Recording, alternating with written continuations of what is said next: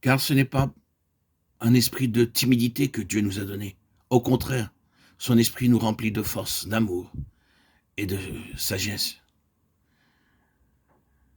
Le 6e nom du Saint-Esprit est trouvé dans 2 Timothée 1,7. L'esprit de force, d'amour et de sagesse. Certains veulent la puissance, mais pas l'amour. Ces trois vont ensemble, ne les séparez pas.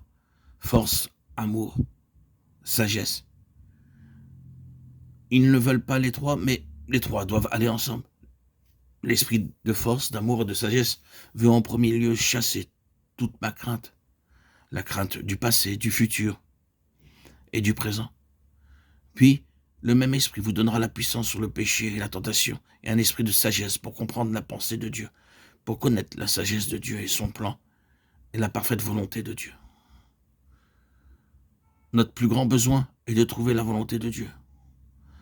Beaucoup de gens se vantent de ce qu'ils sont remplis du Saint-Esprit.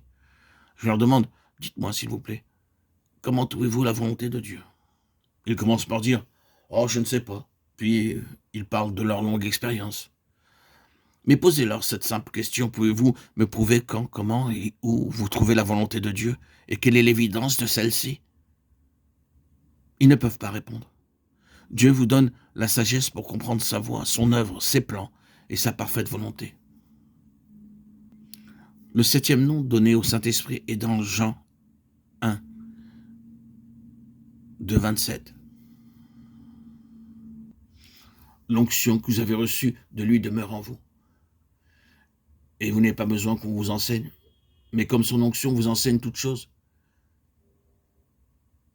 qu'elle est véritable et qu'elle n'est point un mensonge, demeurez en lui selon les enseignements qu'elle vous a donnés. Nous voyons d'après ce fragment, ce verset, 1 Jean 2, 27, que l'onction est le 7e nom. Lisons le verset 26. Je vous ai écrit ces choses au sujet de ceux qui vous égarent. Nous savons que dans les jours de la fin, il y aura beaucoup de faux prophètes pour nous tromper. Car plusieurs viendront sous mon nom, disant, c'est moi qui suis le Christ. Matthieu 24, 5. De même, dans 2 Corinthiens 11, 13, 15. Ces hommes-là sont de faux apôtres, des ouvriers trompeurs, déguisés en apôtres de Christ. Et cela n'est pas étonnant puisque Satan lui-même se déguise en ange de lumière.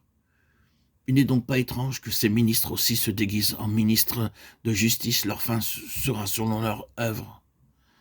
Dans les jours de la fin, il y aura beaucoup de faux prophètes. Mais l'onction du Saint-Esprit nous a été donnée afin d'être protégés de ces faux prophètes. Et je vais vous donner ici l'expérience, le témoignage de frère Baksing. Après sa conversion à Winnipeg, il était le seul chrétien sikh résident. À ce moment-là, beaucoup de gens vinrent le voir chaque jour. Ils étaient très gentils avec lui et l'invitèrent chez eux. Mais son esprit lui disait, ne leur fais pas confiance, il y a quelque chose de faux. Et c'est ainsi que Dieu le garda de beaucoup de fausses doctrines. Il avait de bons livres et une bonne attitude. Mais ces gens, je me doutais qu'il y avait en eux quelque chose de faux.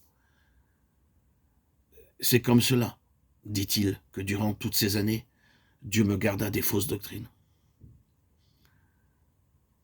Il poursuit en disant que si vous permettez au Saint-Esprit de vous posséder, il vous gardera de tous ces faux docteurs, parce que quelques-uns sont rusés, et vous ne saurez jamais par vous-même ce qu'ils enseignent et ce qu'ils mettent en pratique. Grâce soit rendue à Dieu pour l'Esprit qui nous est donné pour notre sécurité et notre protection. Pour terminer, résumons, nous avons les 7 noms du Saint-Esprit, l'Esprit de sainteté qui nous fait comprendre comment atteindre la sainteté de Dieu, l'Esprit éternel qui nous donne faim et soif et nous fait apprécier et comprendre les choses de l'éternité, le Consolateur afin que le septuple amour parfait et abondant puisse être introduit en moi pleinement, l'amour du Sauveur, du Père, de la Mère, de l'ami, du frère, du Roi céleste et du fiancé céleste. Il est appelé aussi l'Esprit de vérité pour me montrer toutes choses et faire pénétrer en moi les profondeurs de son salut et me prévenir des dangers à venir ou du mal présent. Il est appelé l'Esprit du Fils pour me donner la hardiesse et la liberté d'aller à lui pour tous mes besoins, quels qu'ils puissent être Ouvre ta bouche et je la remplirai. Il est toujours là pour aider.